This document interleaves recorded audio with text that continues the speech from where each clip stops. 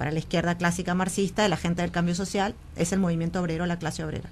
Cuando impacta un actor nuevo, los años 60 son el año del surgimiento de la juventud como actor político, no como etapa de la vida, como etapa de la vida asociada a la acción política. Y bueno, ahí hay ajustes que hay que hacer, hay reconsideraciones que hay que tomar para incorporar esta novedad, que es una novedad de la época. Entonces los estudio haciendo eso, y esto asociado a una discusión más vieja y súper candente, que la Revolución Cubana había traído a América Latina, instalado por toda la década y más, que es la de las vías de la revolución. La revolución va a ser pacífica, va a ser armada, hay que participar en las elecciones o no, hay que provocar una insurrección, hay que preparar a las masas para la huelga general. Todas estas viejas discusiones de la izquierda que venían del siglo XIX en muchos casos, ¿no?, se empiezan a articular con las novedades sociales de estos países. Entonces, eso es lo que intento tejer acá, eso es lo que están discutiendo. Y el capítulo 3 son las expresiones culturales. Y después llevo, bueno, analizo eso en la izquierda, analizo eso en los gremios también, porque hay muchas novedades organizativas. Esto rompe las estructuras tradicionales de los gremios, de los partidos, ¿no? Y después hay esta última capa, que es más micro, digamos, donde analizo trayectorias chicas como estas que te acabo de describir, de Los Huevos de Plata, de Ibero Gutiérrez, de Buscaglia, qué sé yo, donde muestro estos caminos particulares de llegar a la política, o de empezar o de terminar en la política, y digo, se podía llegar por la política a los Beatles y viceversa, por los Beatles a la política. Y esa doble posibilidad es la que a mí me interesa de esta etapa, ¿no? Que vos podías estar en la calle por empezar a estar en la calle tirando una piedra o haciendo un cóctel molotov por muchas razones.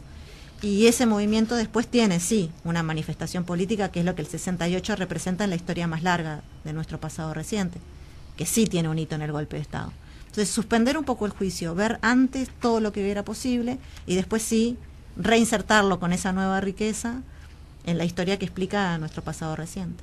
Bien, de cualquier manera, han habido interesantes discusiones también sobre lo que significó el 68 para nuestra América Latina y nuestros jóvenes, y el 68 para los jóvenes del norte, es decir, también envueltos en la rebeldía, pero en la rebeldía, por ejemplo, de la guerra de Vietnam, de oponerse a la guerra de Vietnam. Hay quienes han exagerado las cosas. Yo recuerdo un diálogo entre dos historiadores, creo que eran americanos, en donde se señalaba que mientras en nuestra América Latina los jóvenes digamos, se inmolaban en la guerrilla, en Estados Unidos fumaban marihuana y hablaban de la paz y se negaban de ir a la guerra. No es una idea del todo correcta, me parece. Hay de eso. Me gusta la idea de familias de protesta, o de la izquierda, o del movimiento que promovía el cambio social como un campo. Me parece que en las dos realidades había eso, que los movimientos de protesta o las familias de protesta de esta época tenían muchas posibilidades. También en Estados Unidos. En Estados Unidos el movimiento negro, por ejemplo, era súper radical.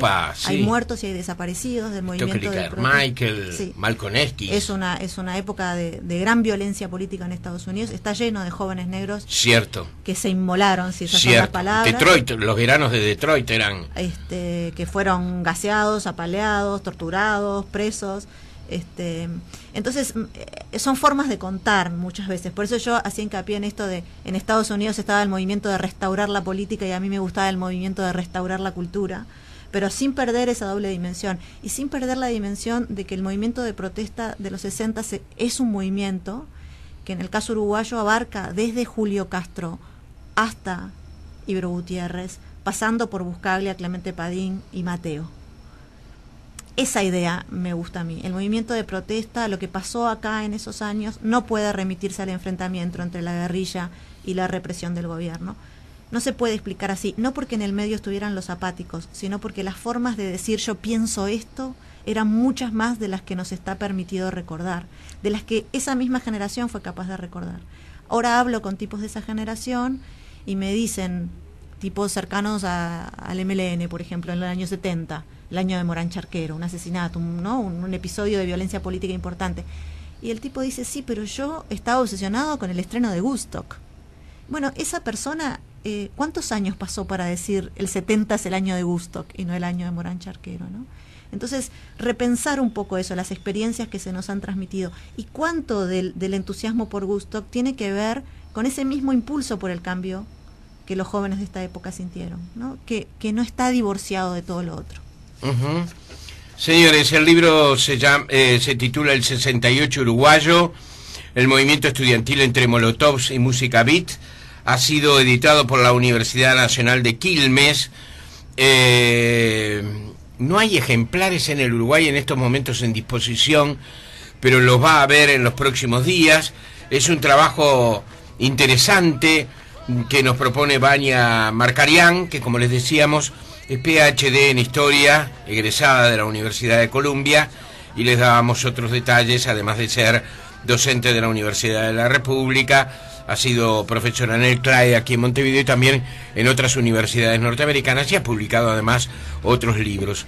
Nos comprometemos a que cuando este libro esté circulando ya con normalidad en las librerías de Montevideo, bueno, darles un aviso a todos ustedes. Vania, te despido con Bob Dylan. Sí.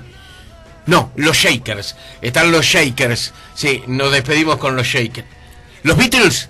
Lo escuchaba muy bajito allí, en un segundo plano.